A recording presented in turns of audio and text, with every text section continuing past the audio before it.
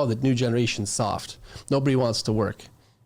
Some people aren't cut out for construction. It's not to say that the younger generation is shit and they need to harden up. It's just life is different now. My grandparents immigrated from Greece. They lived through World War II.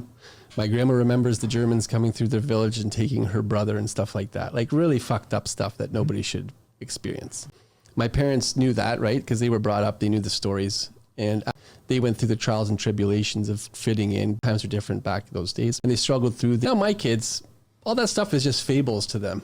Yep. They're going to grow up with two white collar parents making decent money, living in this beautiful neighborhood, never really had to work a day in their life. And how do you build resilience when you haven't faced and experienced that? What comes up a lot in the stuff I post on social media is, oh, the new generation's soft.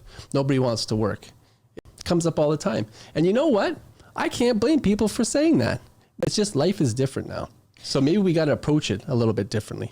Isn't it funny though, how an industry that is so stigmatized and then people don't get into it and then are called soft for not getting into the industry? That's kind of the problem here. For me, guys, I think it's an and conversation. It's not an or. We need to have both. We need to harden up a little bit and we need to also meet them where they're at. You know, there's a space where I'm going to say harder times to develop a little bit of resilience, right? We do need to have that, and we don't need to be assholes about it. We can also meet them where it's at. Like, here's the boundaries and expectations. You want to get into construction, there's going to be times it's going to suck. And on the other side of that, there are going to be some really fulfilling moments.